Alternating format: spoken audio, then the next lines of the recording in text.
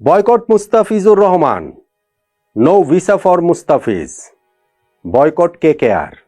No Bangladeshi cricketer in IPL. Hashtag দিয়ে এরকম নানান বার্তা গত 2-4 দিনে আমি সোশ্যাল মিডিয়াতে দেখতে পেয়েছি।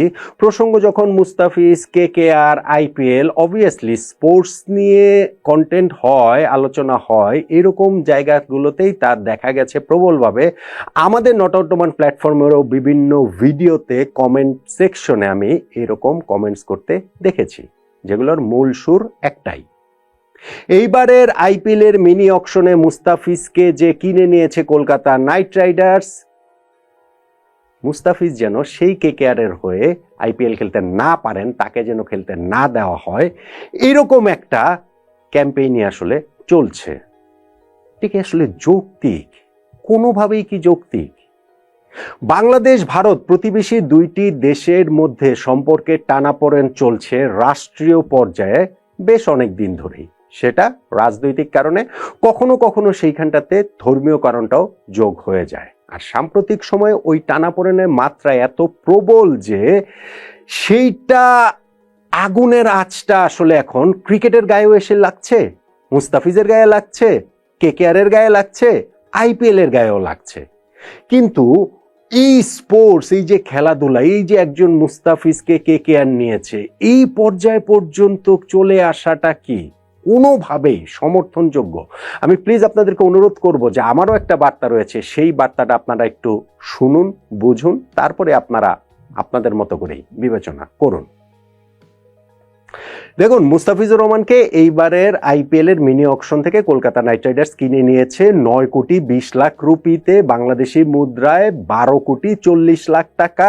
ম্যাচ প্রতি প্রায় 1 কোটি টাকা করে মুস্তাফিজ পাবেন। এই যে মাঝখানে 8 দিন সময়ের জন্য নিউজিল্যান্ডের বিপক্ষে ওয়ানডে সিরিজে তাকে দেশে ফিরিয়ে আনা হবে, সেইটা নিয়েও অনেক আলোচনা হয়েছে। তারপরও মুস্তাফিজ বাংলাদেশের একমাত্র প্রতিনিধি হিসাবে আইপিএল খেলছেন, বাংলাদেশের হয়ে আইপিএল এর সবচেয়ে বেশি টাকা এবারের নিলামে তিনি পেলেন। এবং মুস্তাফিজ নিজেও নিশ্চিতভাবেই, আইপিএল এর কথা যদি বলি, কলকাতা নাইট রাইডার্স তো তাদেরকে কারাকারি করে কিনে নিয়েছে। প্রথমে দিল্লি ছিল, তারপরে চেন্নাইয়ের সঙ্গে কত কারাকারি করে মুস্তাফিজকে তারা কিনে নিয়েছে। নিশ্চিতভাবেই মুস্তাফিজের উপরে তাদের সেই ট্রাস্টের জায়গাটা রয়েছে। আর মুস্তাফিজ নিজেও ভালো করার ব্যাপারে অবশ্যই উদ্গ্রীব থাকারই কথা, তিনি আইপিএল এর রেগুলার মুখ। তারপরেও এই বছরটা তিনি এত ভালো ফর্মে রয়েছেন, বাংলাদেশের জার্সিতে বলেন কিংবা এখন আইএল টি20 খেলছেন সেইখানেও বলেন। ফলে এই সামনের যে আইপিএলটা তিনি খেলবেন, সেইখানটাতে মুস্তাফিজেরও আসলে খুবই ভালো করার জন্য তার উদ্গ্রীব থাকার কথা। এই সময়ে এসে যদি এরকম একটা ক্যাম্পেইনের মধ্যে তাকে কিংবা কেকেআরকে পড়ে যেতে হয়, সেটা কি আসলে ভীষণ রকমের আনফরচুনেট না? বলুন তো দেখি। হ্যাঁ, এখন বাংলাদেশ ও ভারত প্রতিবেশী দুইটা রাষ্ট্র, তাদের যে সম্পর্কে টানাপোড়েন, সেটাকে অস্বীকার করা যাবে না। রাজনীতির ব্যাপারটা ক্রিকেটের মধ্যে আনা যাবে না, আমি সেটা মনে করি না। কোন সেন্সে? যে দেখেন ভাই, রাজনীতির বাইরে আর কি রয়েছে? রাজনীতির বাইরে কিন্তু কোনো কিছুই নাই।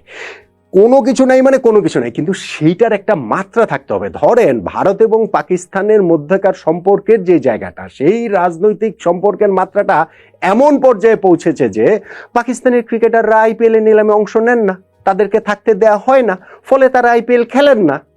বাংলাদেশ আর ভারতের সম্পর্কের জায়গাটা তো সেরকম না।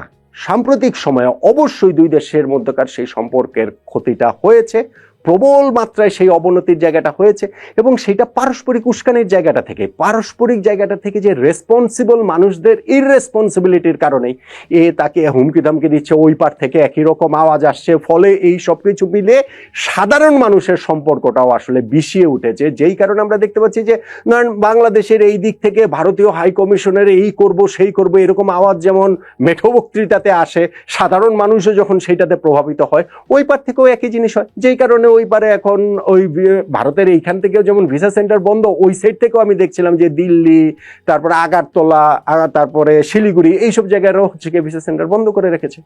এখন ভাই, রাজনীতির কাজ রাজনৈতিক লোকজন না হয় করবো। হ্যাঁ, সেই সাম্প্রতিক সময় এইখানটাতে একটা ধর্মীয় উপাদানও প্রবলভাবে যুক্ত হয়েছে, কিন্তু সেই জায়গাটাতেও আমার আসলে বিনীতভাবে একটা কথা বলার রয়েছে, যেইটা শুনলে আসলে মনে হবে যে ভাই মাস পিপল কোনো দেশেরই খারাপ না, পৃথিবীর কোনো দেশেরই সাধারণ মানুষ খারাপ বলে আমি সেটা মনে করি না। তাদেরকে যারা পরিচালিত করেন সেই মানুষগুলো যদি খারাপ হন, সেই ক্ষেত্রেই আসলে সমস্যার জায়গাটা প্রবল থেকে প্রবলতর হয়ে ওঠে।